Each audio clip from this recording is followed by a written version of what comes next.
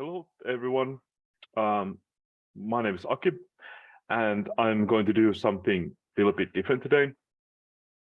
Well, I guess I don't even have like a thing that I do, so everything I do is probably a little bit different, but disregard that. Anyway, so in the past, the Visit to the Coast has held three great designer searches.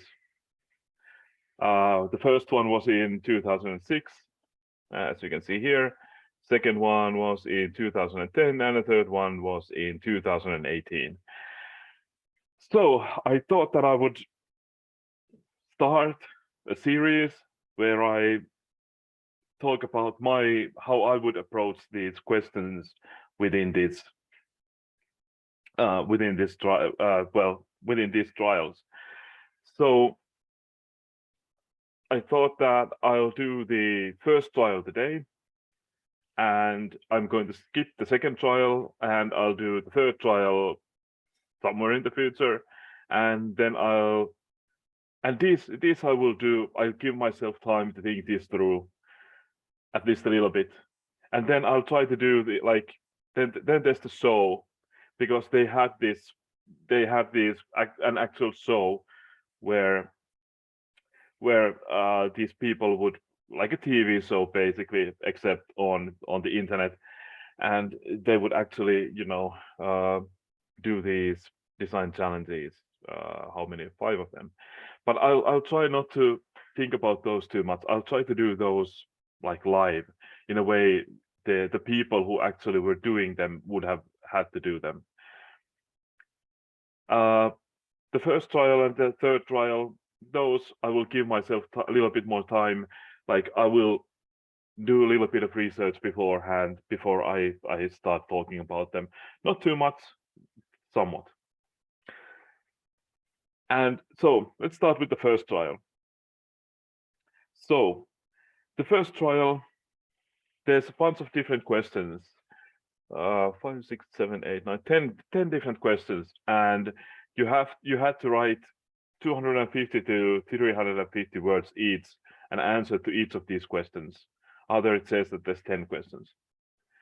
The thing about this is that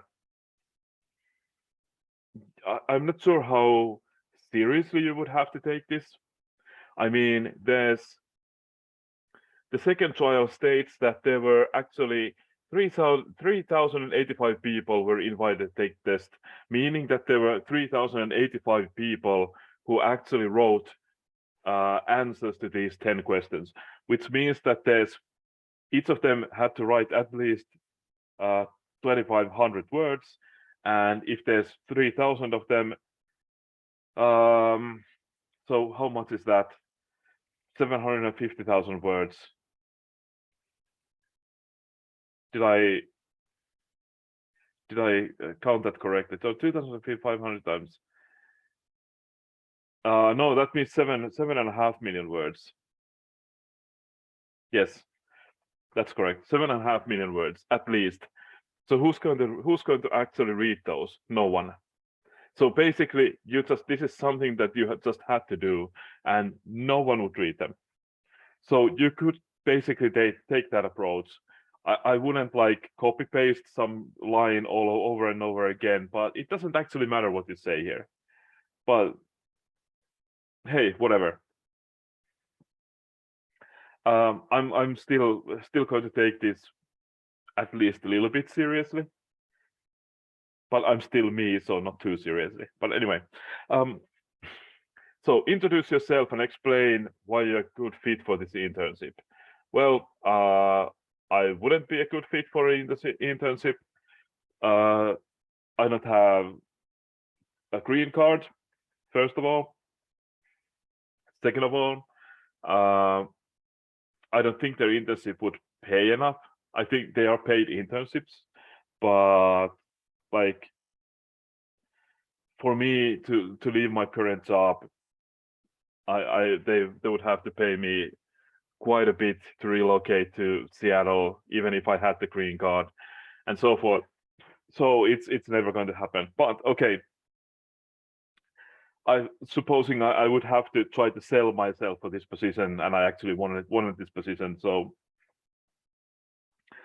how would I do that? Okay, so I'm kind of old for this kind of position. I assume most of the people working there are actually younger than me. Well, except for the leadership higher ups. Many of the higher ups are probably older than I am, but that doesn't leave that's not that many people. I guess, well, age can give you certain perspectives. I have played Magic since the dark, so 94, I guess. Yeah. I did have a huge chunk of time where I didn't play, at least not very actively. But yes, I was there from not the very beginning, but almost the very beginning. So yeah, I have a lot of historical perspective. I know all the mistakes that happened back then. I know what was good back then. I have like an understanding of how the game has evolved and so forth.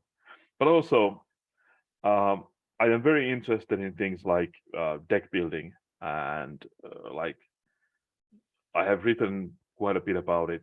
I have written quite a few different like decks out. Sometimes I explain how I come to these conclusions, why I add specific cards, what's the philosophy behind them, like what's the idea behind them. And I also have the more casual view. Like when I play Commander, I will try to do it in a very casual manner. I have played competitively. Well, never been like I was pretty good like 6 years ago. Not good enough to go pro or anything, but pretty good. And I also have a very wide knowledge of games in general, which I think is kind of important. Like I've played a couple of hundred different board games. Hard to say. I don't get to play as actively as I used to, and I've played many different video games. I've given talks about game design. I I've read books about game design and games, like how the importance of games.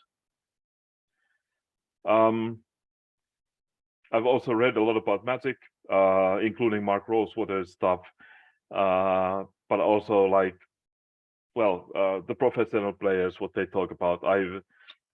I have read both books by Chapin. I have read the book about Brad Nelson by Richard Hagan, although that wasn't a very good book. I've even read the Commander book by the SCG writer whose name I can't remember right now, Benny Smith. That was a very bad book, but I've still read it, although it's so short that it shouldn't even be counted as a book. Like the number of words is like a novelette length rather than novel length. But anyway,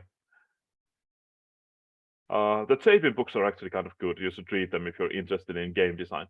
The first book, like Next Level Magic, which talks about like things that are not necessarily even considered very sportsmanlike these days and things like that. That's not necessarily good. But the book on deck design, deck building, that's actually very good. And if you're interested in that, you should read it. It's kind of old now, so some of the things might not be. There are some things that might not hold very well because things have shifted in the game. But the ideas behind how he has come to those conclusions about certain things do generally hold up. So yeah, it's a good book. What else?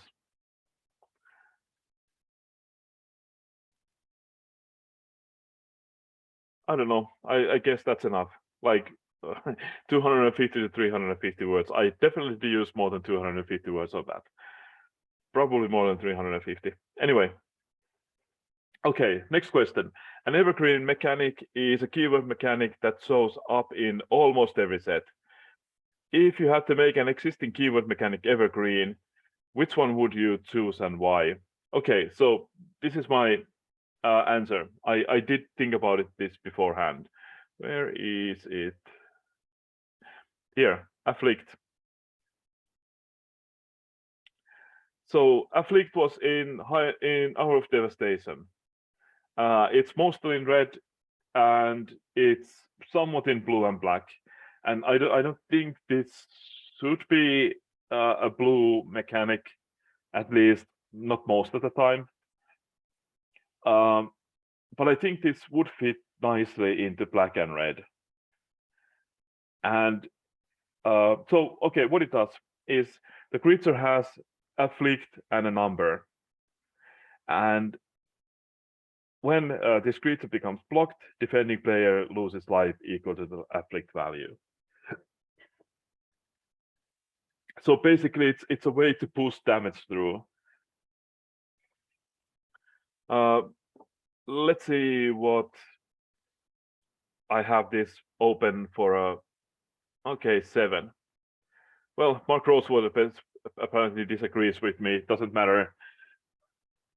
Anyway, so why I would want that to be an evergreen mechanic is that it gives the designers an option when they want to push, whenever they would like to push aggressive strategies just a little bit, just add that afflict one to some red creatures and maybe some black creatures, and the well, aggressive decks immediately become a little bit better. It does obviously have the problem that then being aggressive would levitate even more towards black and red, while I would in general want all colors to have some way of being aggressive. And yeah, in that sense, it might not work out very well. But the thing is that it's flexible because it's again it's afflict and a number, so it can be. I guess there were like afflict 4s in Hour of Devastation, but like you don't want that too much. But I don't know. In the same way, like and I wouldn't want there to be that many creatures with it. In the same way that there's very limited number of creatures with double strike, for example. Let's see, like if I search for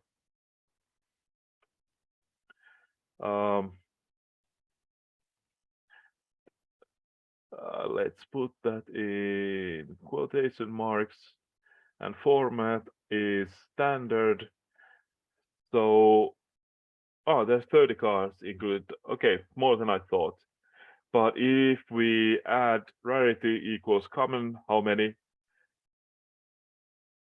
3. None of these are very strong. And the Gloomstalker only has it if you have completed a dungeon. If we move on to uncommons, well, 12. Many of these, in many of these, it's conditional or you know, one-time effects like critical hit and Gaea's Onslaught, and yeah. But again, it's something that's not used much, and I think afflict could easily be the same way. You use it when you need it, otherwise just, you know, forget it. Yeah, and that would also mean that you would, if you had add afflict, you could probably lower the amount of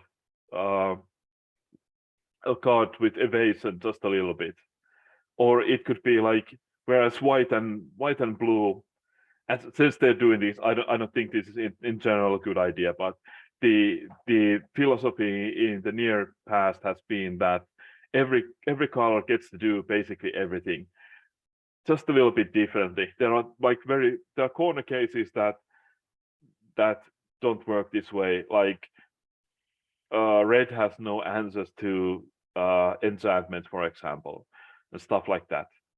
So there are things that certain colors can't do, but otherwise, like and blue and red can't gain life and whatever, but black and white and green can gain life, but they do it very differently. They do it in different ways. Like white and black will have life-linked creatures, and even those have somewhat different flavor in them. Like the lifelink creatures in white are like healers and clerics and whatever, whereas in black they're like stealing life.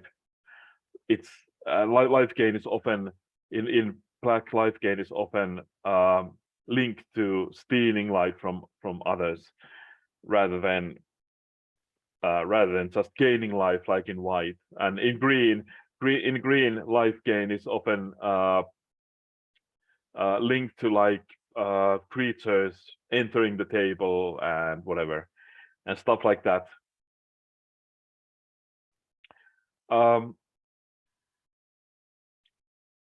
And yeah, card draw is another good example. Like card draw, like okay, white.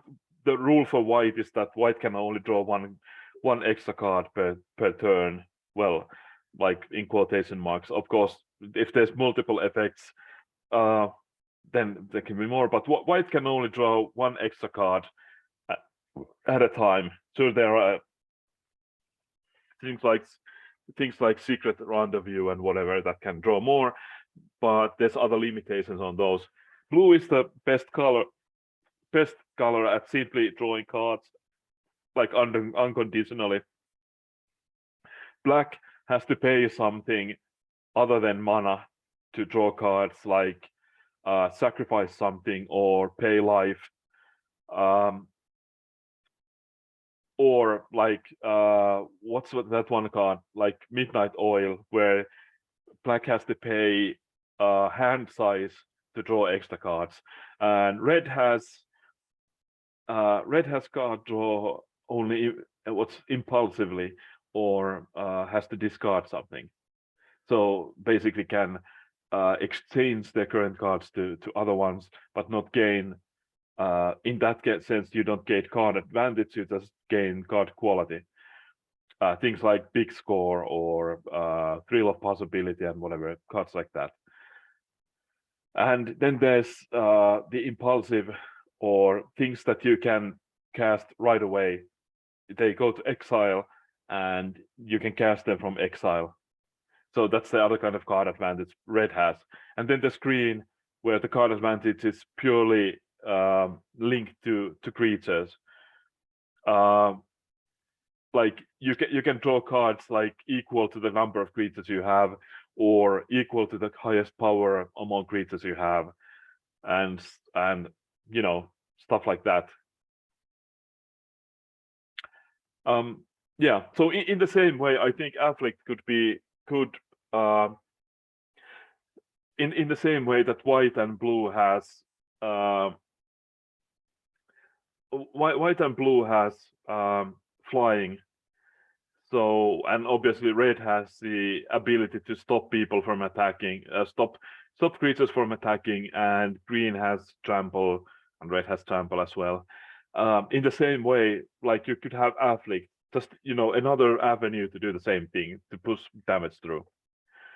Okay, if you had to remove evergreen status from a green world mechanic that is currently evergreen, which one would you remove and why? There's quite a few I don't like. I don't like Double Strike. I don't like Protection. I don't like Hexproof. But on the other hand, I think I like the way they've used protection and hexproof recently. Like how many? Okay, that's a spoiler. If I check like hexproof cards from standard currently, well, there's some, but as you can see, um,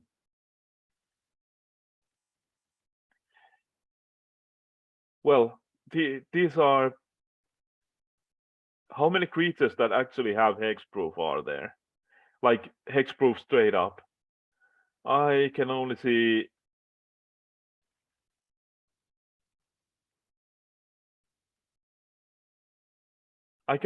two. So they definitely not given up on it, but have, you know, they don't use it as much as they used to. Because it was kind of awkward. And now the two creatures, one mythic and one rare. And then there's other things that give things hexproof.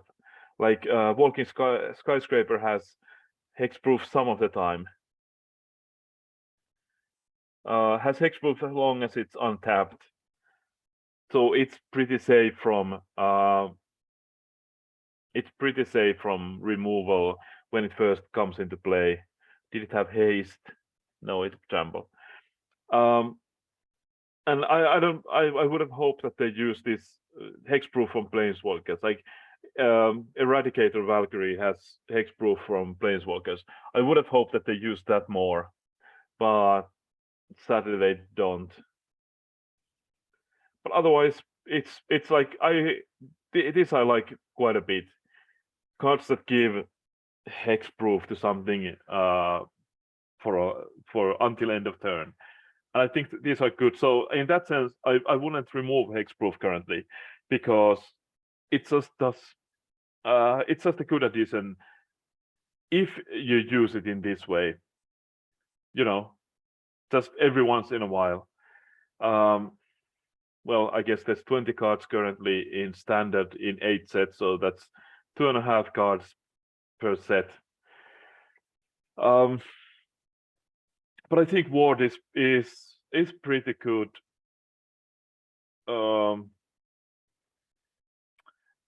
Yeah, I would probably take out hexproof altogether, or only use it in the way like the Eradicator Valkyrie, just, you know, from specific hexproof from specific things.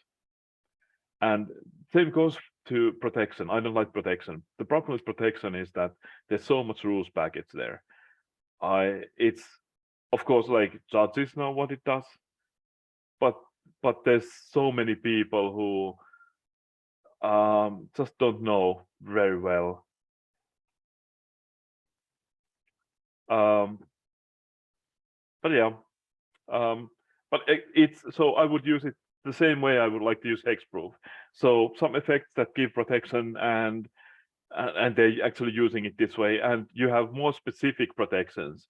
Like in the early days, everything had protection from a color or sometimes even 2 colors in some sets, but like protection from humans or protection from werewolves, which we've seen in Innistrad sets. These are interesting, or protection from vampires or protection from instants. These are good, and I like them. But so what I would actually remove is life link. Sorry. I guess I'm in a way I'm showing how I like to play limited here, but the problem is that lifelink can just be well. I guess the problem with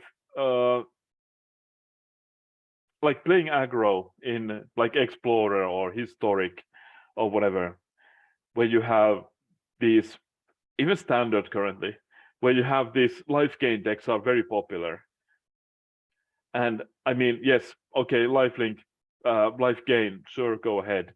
But the fact that you can gain life in huge chunks, I don't think that's good for the game.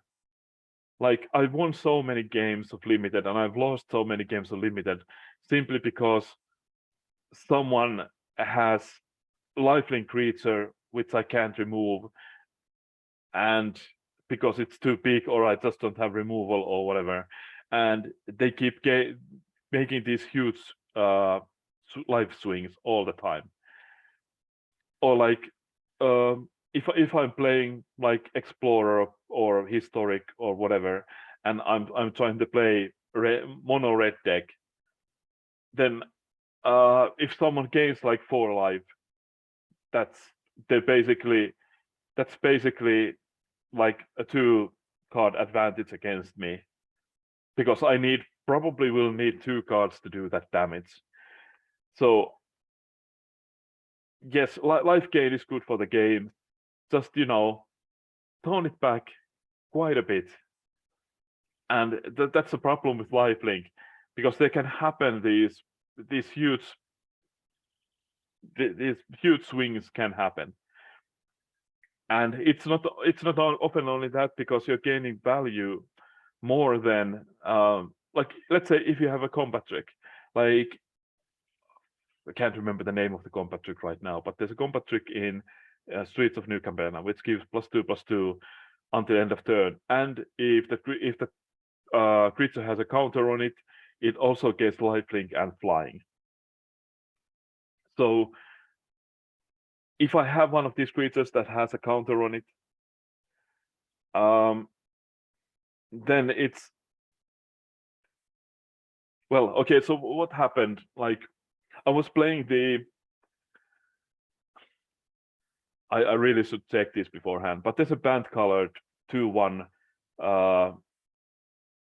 It costs band exactly. So blue, white, green. 2/1 with a sealed counter and double strike. A sealed counter means that first time it takes damage, remove the counter and the damage is prevented. So that's a horrible card to play against anyhow. It's actually one of the best performing cards in the set, which is another reason why I don't like double strike. Both of the cards with double strike in that set at uncommon are actually very high in the list of cards that have very high win percentages, let's say. But anyway, so I had that card. Obviously, it already had the sealed counter, and I was able to give that +2/+2 and a lifelink. And my opponent had put a lot of creatures in front of it, just try to get rid of it, because I was killing the opponent with it. So, and then I just suddenly gain 8 life, and I'm able to get rid of quite a few of his creatures. I don't remember exactly how many. But he or they, I don't know, the opponent had to put like I don't remember exactly how many creatures it had, but I think there was at least like 4 creatures. So I just, that was just, I don't know. I just like, even, of course, the card advantage I gained from that was huge, and the battlefield advantage. But at the same time, like the life swing made it basically impossible for my opponent to come back from that situation, because I was at a so high, I gained 8 life from that. So I was at a so high life total after that, that the opponent just even they just couldn't attack anymore. So yeah, I'm not a fan of that. So I would lose lifelink, and I would actually I will actually put in something along the lines of afflict, like something like whenever this creature deals combat damage, or whenever this creature deals damage, and then gain X life. So like afflict, instead of tying the life gain to the power, just have it give you 1 or 2 or 3 life. Because that's enough from the point of view that it still triggers all the life gain triggers. If you really want those, I don't like that deck existing. But anyway, all right. Actually, I do sort of like that deck existing. I just don't like how consistent it is. But anyway, so it would still give you all the life gain triggers, but the amount of life you're gaining wouldn't be completely out of hand. So yeah, my answer is lifelink. You're going to teach magic to a stranger. What's your strategy to have the best possible outcome? So again, like, how do you answer this in the 250 to 350 words? Because the thing is that obviously it's context related. So did this person come to me, like see me playing magic and come, or I don't know, count my deck or whatever, and then come to me and ask me, okay, can you teach me this game? That's a whole different situation from like being in a situation where, like, I don't know, there's a bunch of different games, and then I have to try to sell this game to someone. That's a whole different situation. They're not comparable. And at the same time, like, different people have very different experiences. So like I know people who have played board games a lot. So they have, because Magic the Gathering is has its roots in board games, although it's in many ways it's sort of a little bit ahead of the curve. The rules were much better than most games in like early 90s. But there are many games that have had, there are many great board games that have come after it. So, and many people have played these games before. So like if you've played, like, I don't know, Twilight Imperium, whatever, then you know that things work in a different way, that you have these different phases in the game, and it's kind of easy to grok.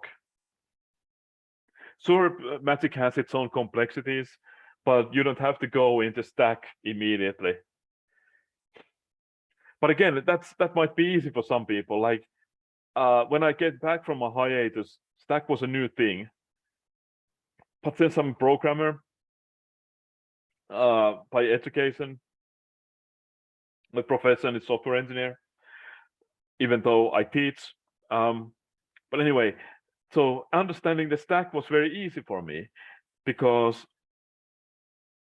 I knew what a stack is, because it's a mathematical concept which is used in programming. Different programming languages use stack because, well, the way most computer programs are written, they use the stack within computer memory. So understanding the stack was easy for me. So you can't just take one specific way of teaching Magic to anyone.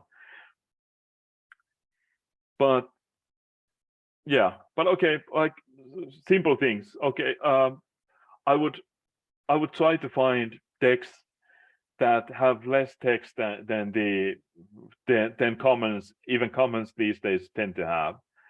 Like I would hope to have like beginner decks or something available. If there's instants in them, I would probably take them out. I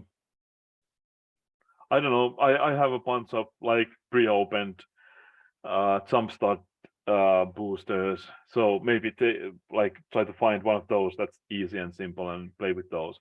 I would play with the cards open at first, so I can explain like what I'm doing and why, and I can point out what they probably would like to think about in those situations, even if I'm not telling them exactly what to do, but tell them what they should be thinking about. But that's only the mechanics. Obviously, one key thing in teaching is that you have to make them interested in the subject. Like, for example, I teach a course called Anticipating Future Trends, and that can sound kind of boring, but you can find things within that I mean, future in itself is not boring, but when you call it anticipating future trends, you bring in this mechanical thinking about the future, which doesn't sound very good.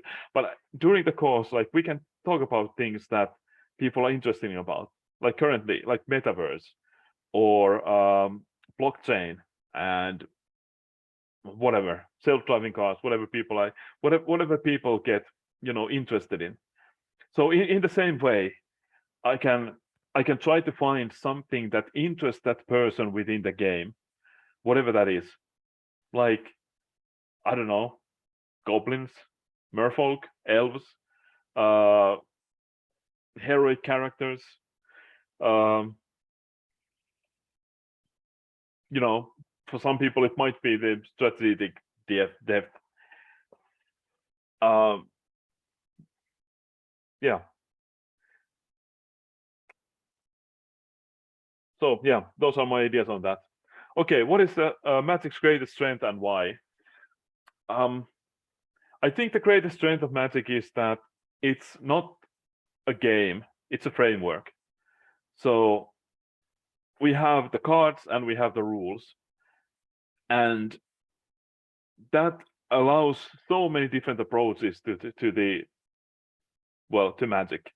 Like, I don't consider, even though we talk about draft and standard and legacy and vintage and modern and pioneer and commander and competitive commander and sealed and well, various different limited formats, we talk about them as the same game, but I don't think that's true.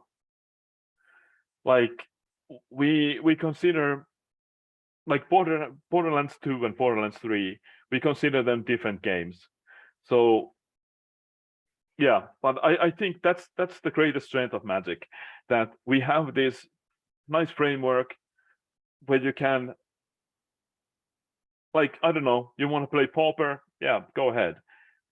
The rules and the card pool are still there. Obviously, it's a different card pool than playing Legacy or Standard, but whatever, they're still there. You're just choosing what to use from that framework, and you're choosing something to add to that framework.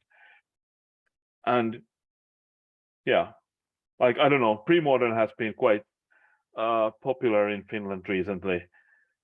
I don't know, probably somewhere else as well, but like, I don't know, obviously, because it's not officially supported format. I don't know how popular it is, but I see people playing it in Finland, so it must be popular. And that's something that people still using the same rules. The same rules apply. The card pool exists, and yeah.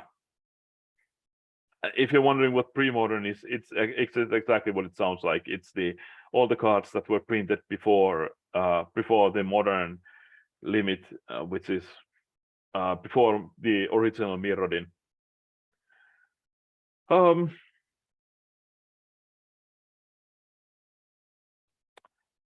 Yeah.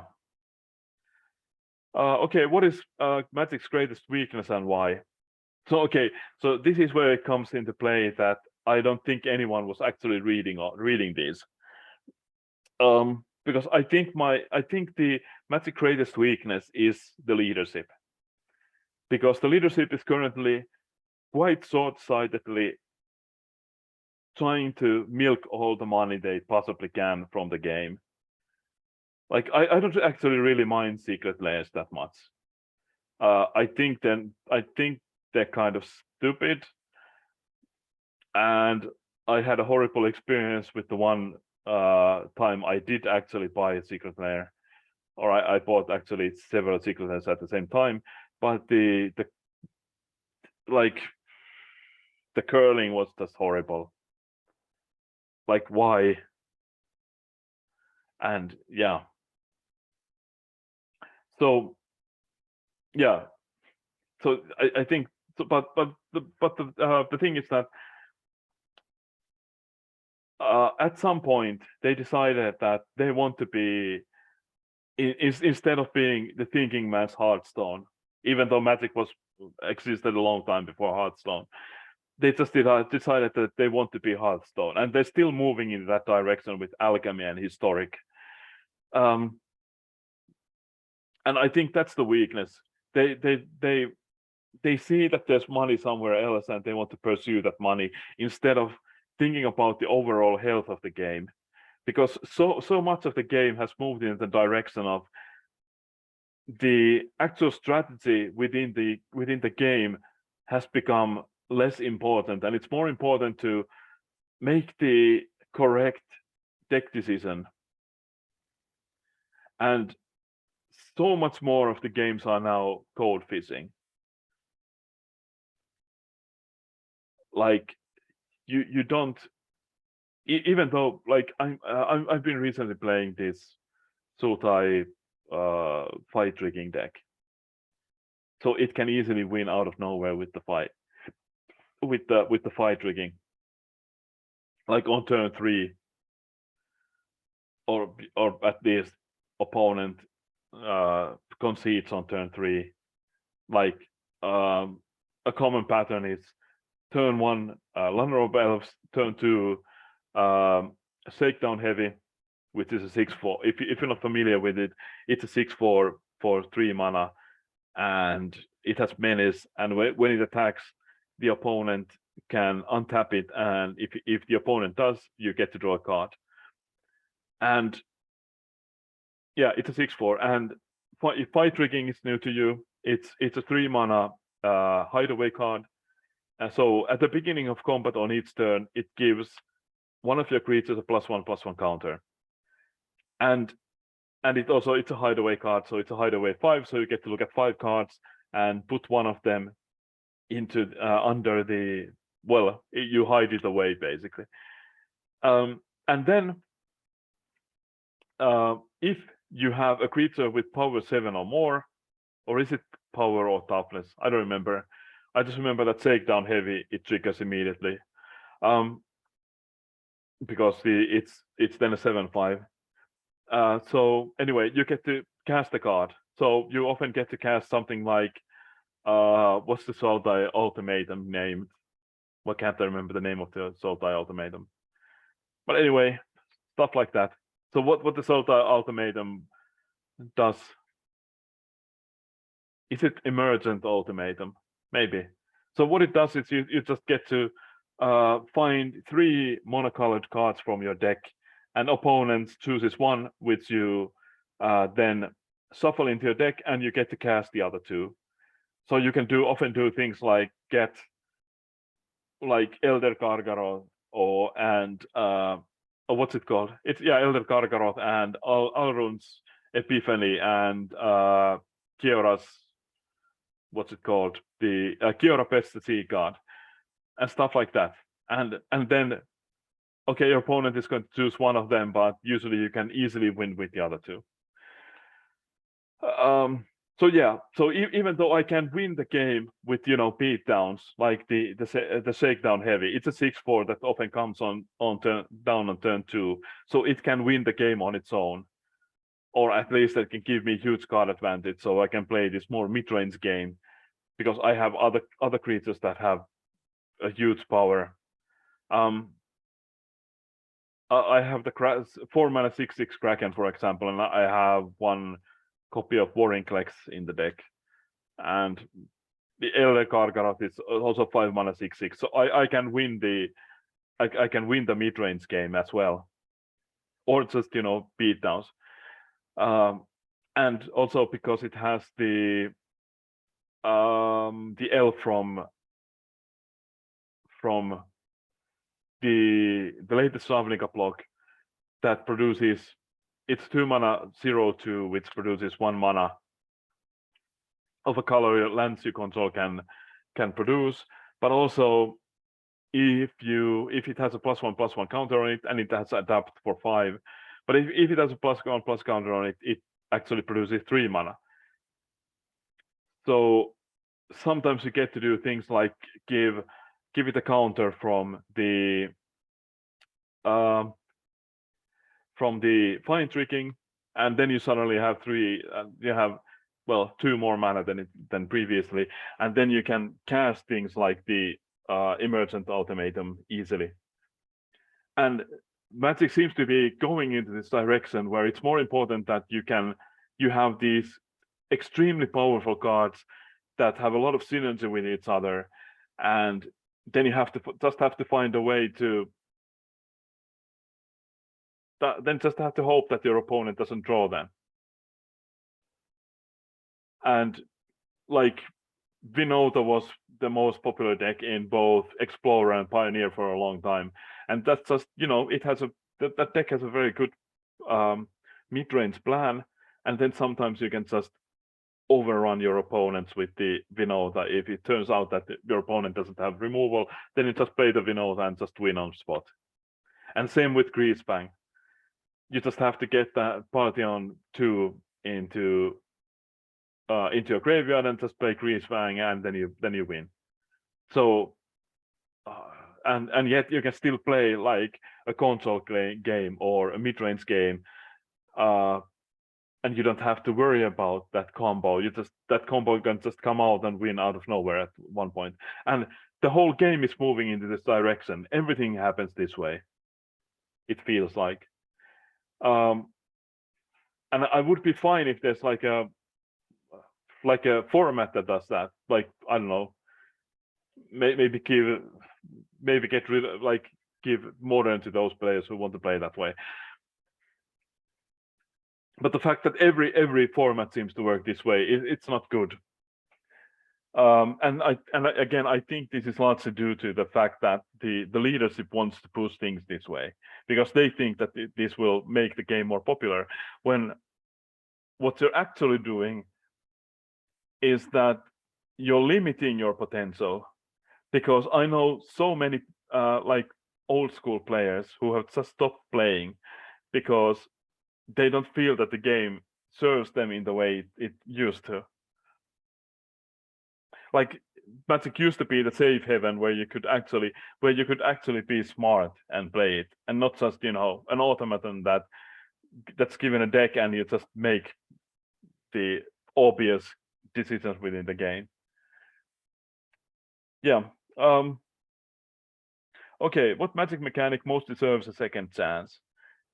I think so. I thought about this. I took a look at this.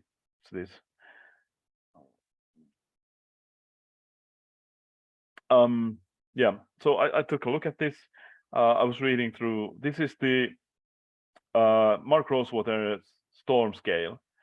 So what is Storm Scale? It's how unlikely a mechanic is to be reprinted on standard legal sets, because obviously things like Modern Masters have a bunch of different mechanics all the time. So, and it's named because Storm was just so bad that it was the highest possible number at the time. Although since then, there's too many.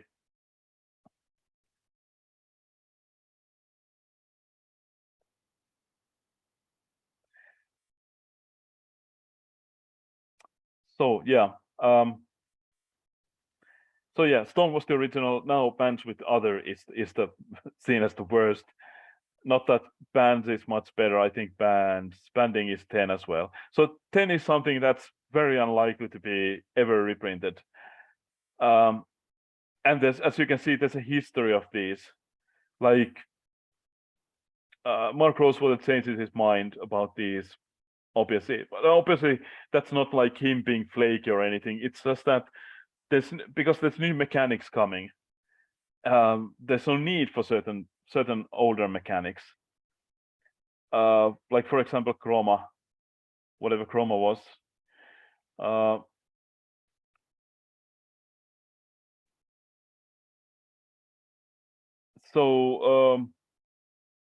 Yeah. So okay, so Chroma, for example, it's not needed anymore because there's devotion. So why would they? Why would they print cards with Chroma anymore when you have something else? And this was actually, when I was reading these, this was often the problem. Like there's so many different, and obviously this is a common joke. That there's basically one mechanic, and that's and that's kicker. So yeah,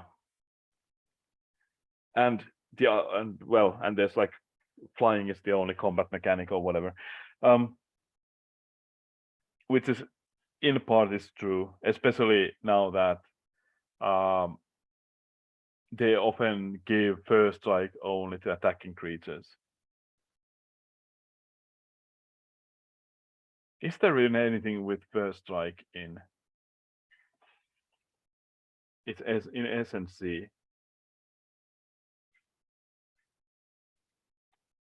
There's one card that gives first strike. Let's see. Well, there's how many? 44 cards in standard altogether.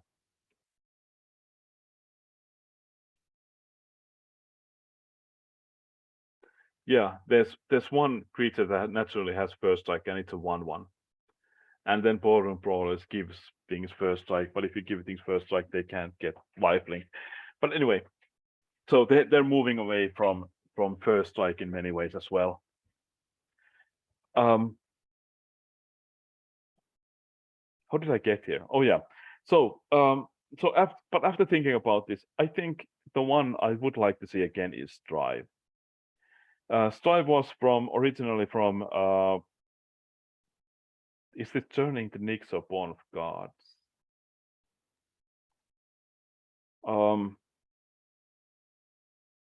Turning the Nyx, yes. And okay, so what it does is that on top of the usual casting cost of a card, you can pay Strive and any number of times the Strive cost, and then you get to target as many different creatures as you want, as long as you're able to pay them. And most of these cards are from, well, it doesn't necessarily have to target creatures, like as you can see, Consigned Dust. It can also target artifacts and enchantments, but most of them actually target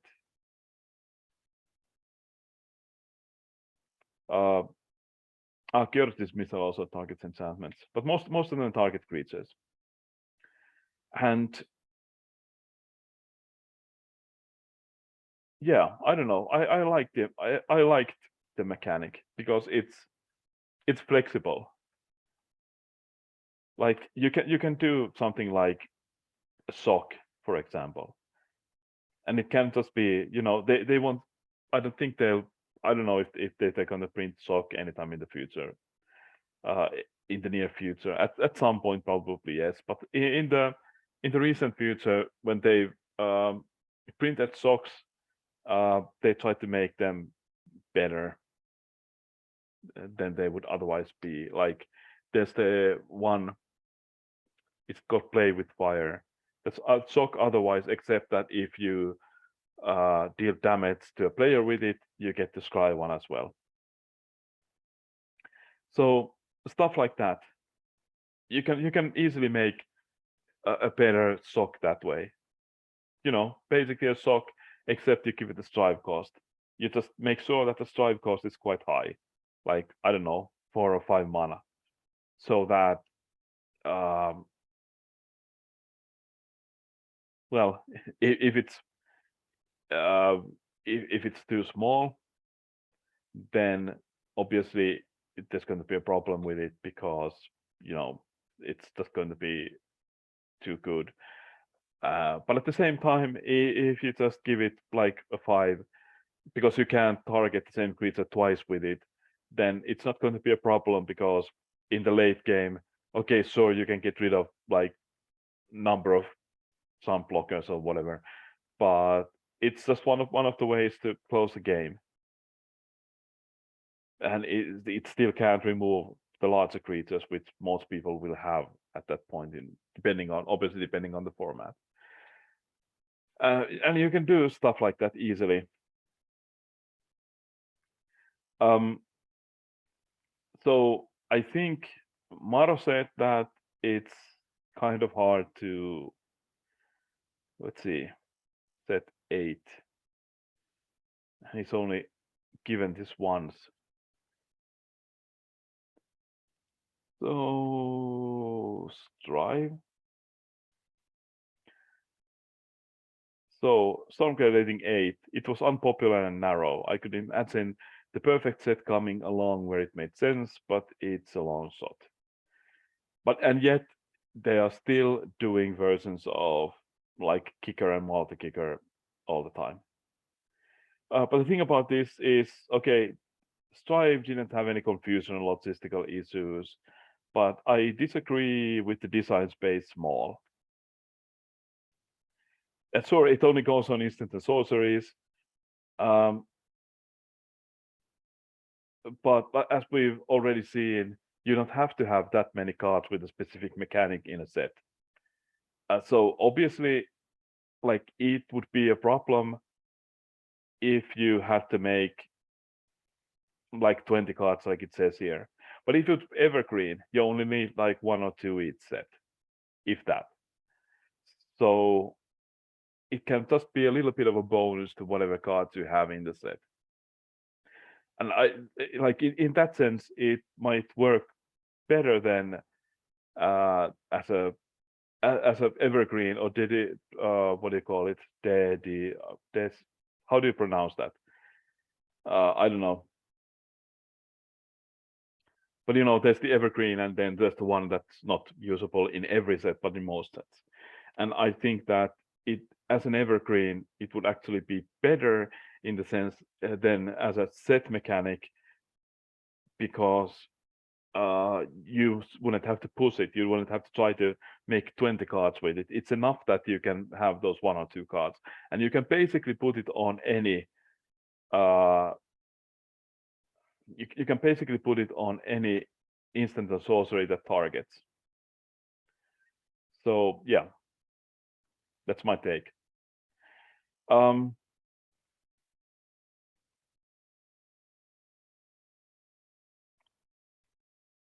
So yeah, I would give it a second chance, but I would do it differently. I guess I'm giving pretty much the same answer as the second question.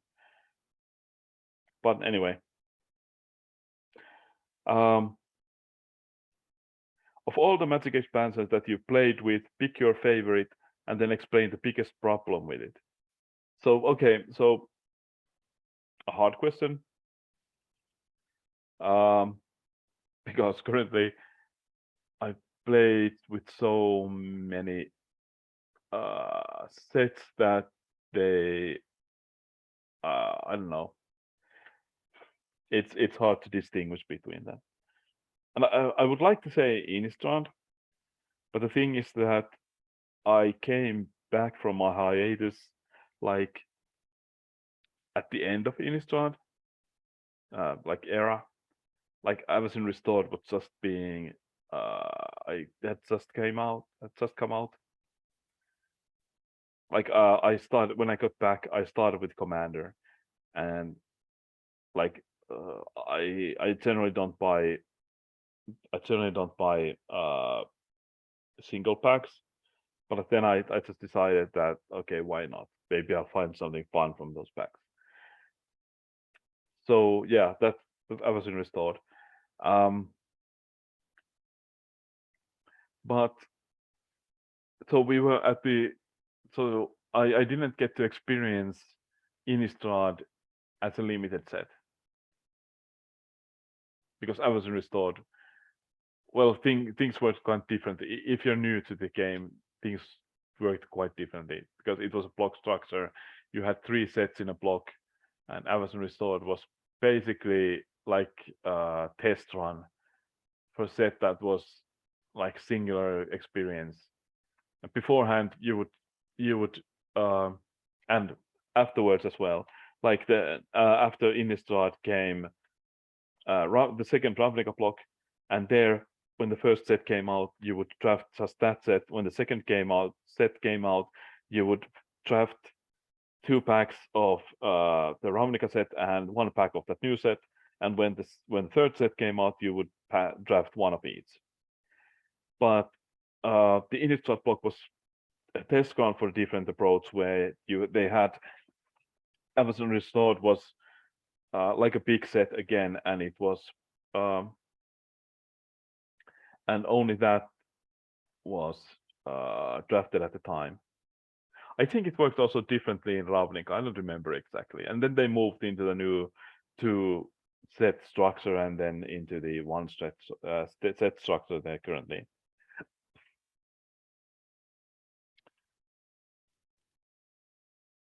Atysteros was actually, was it even the last one where this happened? It may have been, where you would actually draft when the Journey into Nyx came out, you would draft 1 pack of each. But anyway, so I think, like, because I like the Gothic aesthetic so much, I think Innistrad would be my favorite. But okay, so what's the biggest problem with it? Now again, I have never drafted it, and I didn't play, like, I did play a little bit of standard at the time, not too much. But I think the biggest problem with it was, from limited point of view, and this is somewhat hypothetical. I think the werewolves were too strong, which is funny because now they're just too weak. But in the last, the last 2 Innistrad sets, the werewolves just were too weak. But then were too strong, because what would happen is, like, now they gain a little bit of an advantage, like 2/3 become 3/4 or whatever. But back in the day, they would double the toughness and power and toughness. So 2/3 would become 4/6. So if you stumbled even a little bit with your mana, or didn't draw spells, or couldn't, for whatever reason, couldn't play a spell on a specific turn, then the werewolves will just run you over. Like, you would get crushed. I guess I think I played at some point. I drafted at some point, because I do know this. I did play. Maybe I drafted it on MTGO once or twice. I don't know. But anyway, so this is how I feel about it. Feel about it. Like, I don't know how they often seem to have these problems, which they don't seem to catch when in tests, which feels weird to me. But yeah, I think that was it. The werewolves, just, any kind of stumble would mean that the werewolves would just crush you. And the funny thing is that the werewolf deck isn't even the strongest deck in the format, but it's kind of an unbalancing thing.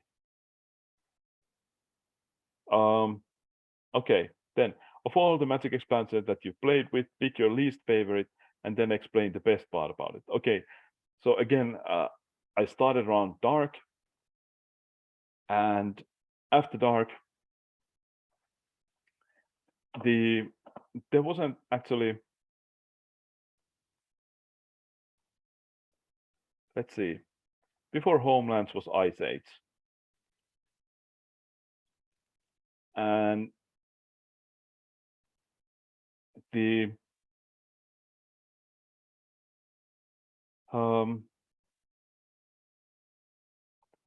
Magic the Gathering sets, Classic Border sets. Let's see. Okay, so here it is. So the Dark, after that came Fallen Empires. Let's see if I can find a better view of this. So obviously, like we create like this might sound funny today when there's like a continuous like basically immediately after spoiler season or preview season ends, there's a new one, and they sometimes overlap. And sometimes we get these weird previews, and then there's like a preview season for two different sets, and then you get to get to the other, well, whatever. Um, but anyway, so I started out the Dark, and as you can see, Fallen Empires came out like 3 months later. And the thing was that in these days, they actually didn't know what they were doing yet. Like Ice Age, which came out in 95.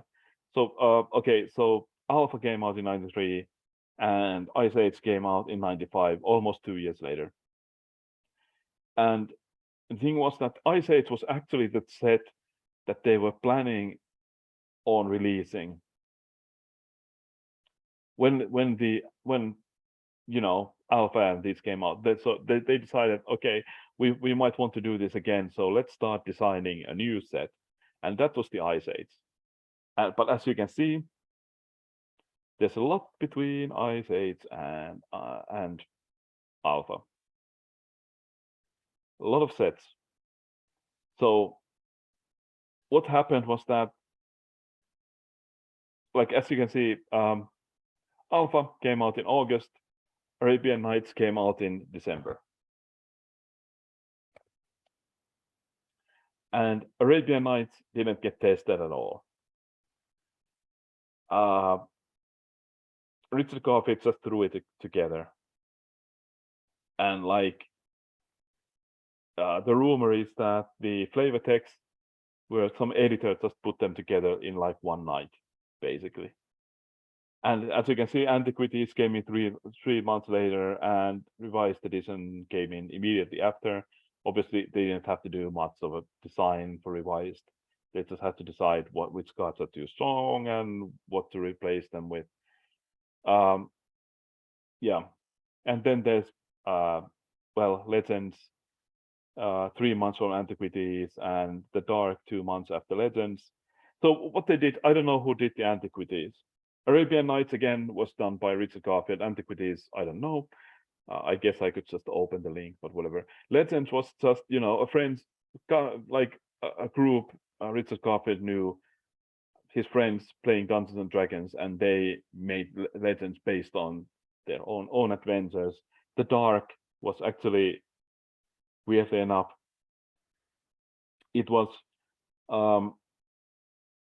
designed by artists, and yeah, so it's basically basically very much from the point of view, let's make art and then figure out what these cards do.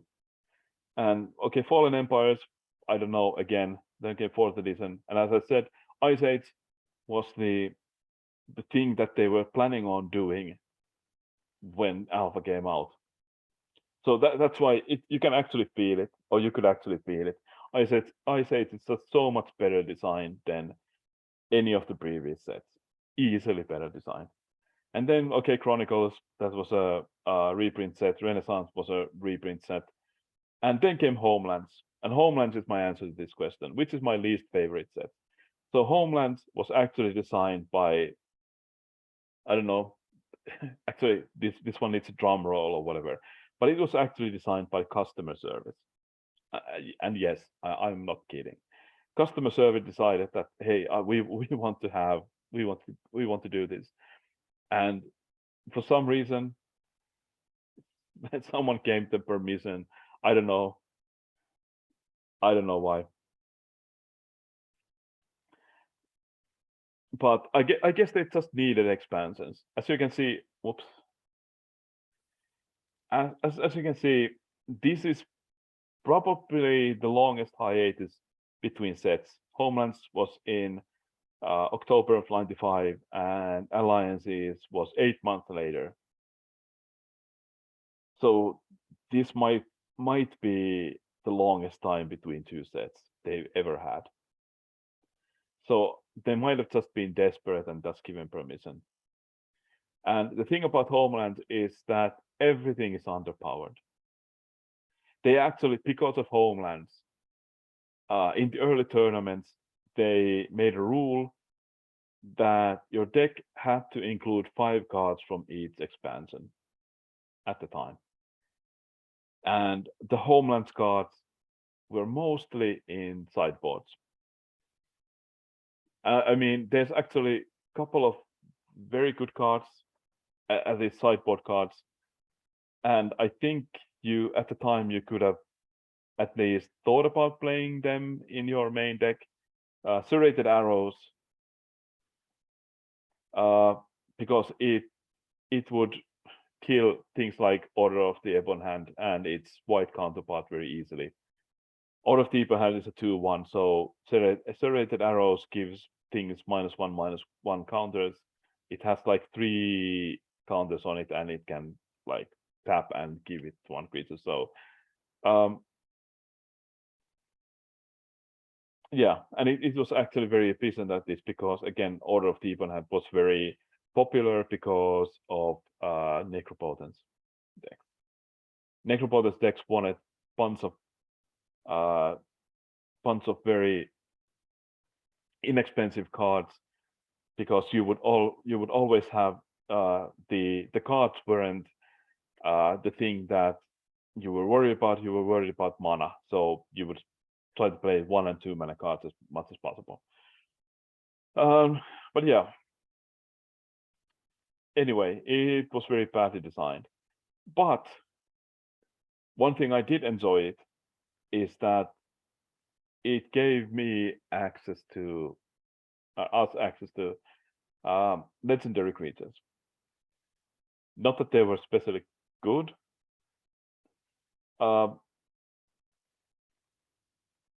I think, well, Ethan Shade is the one that saw most play, I think. Although Autumn Pillow did see some play as well. I guess there's like there might be some various ways things can be still played. Is the Minotaur thing, the Minotaur, at some point some people in Legacy played a card, Didgeridoo. Is it from this set? I'm not sure. Anyway, but yeah, so okay, so that's my favorite thing about this set. What's the set code for Homelands?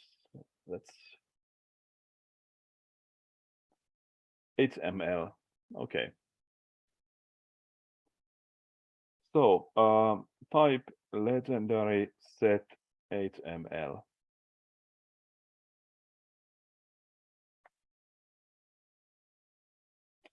So there was 14 legendary cards in this set.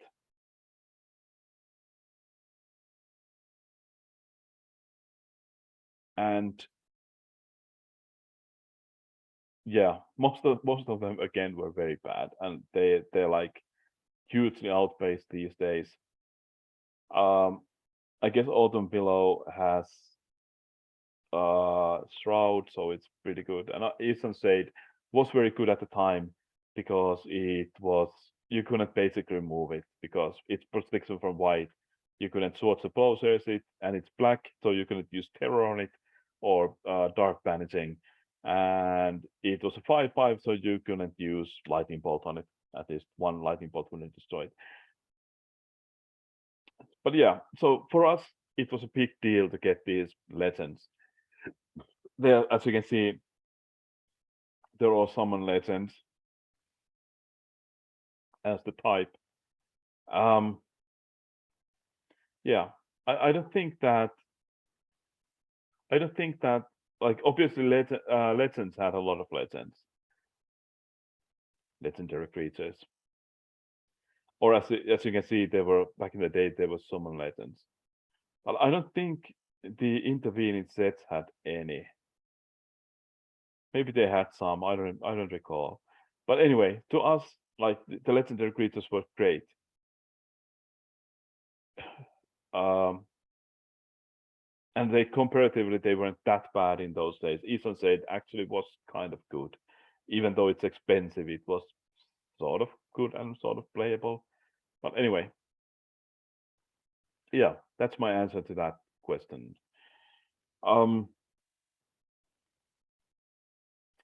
You have the ability to change one thing about magic. What do you change and why? So the short-sightedness, I would get, like obviously it's more a meta level than the game itself. The game itself,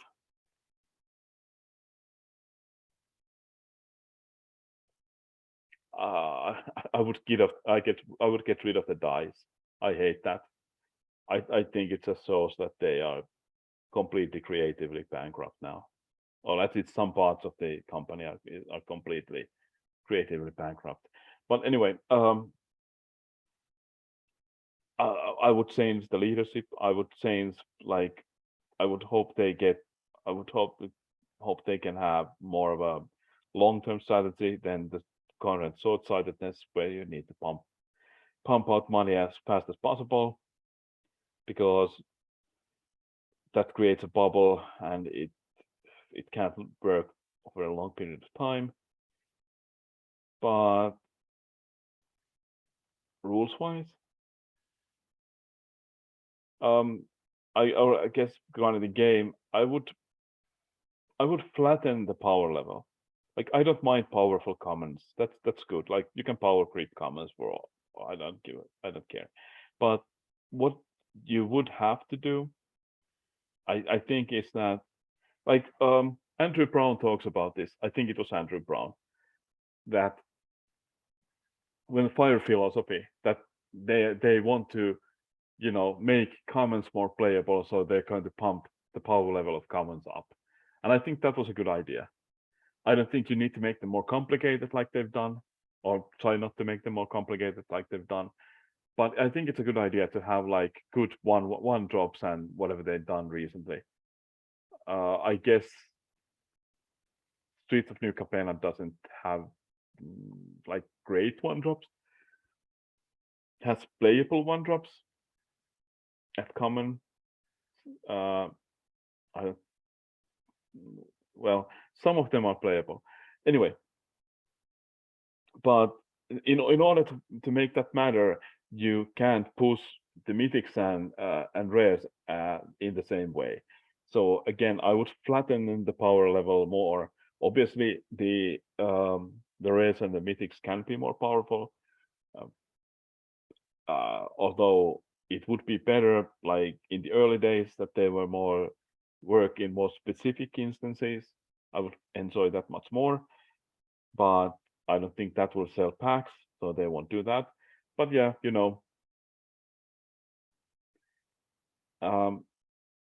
just don't, push the power level of the mythics and rares and mythics, and I think you'll be fine.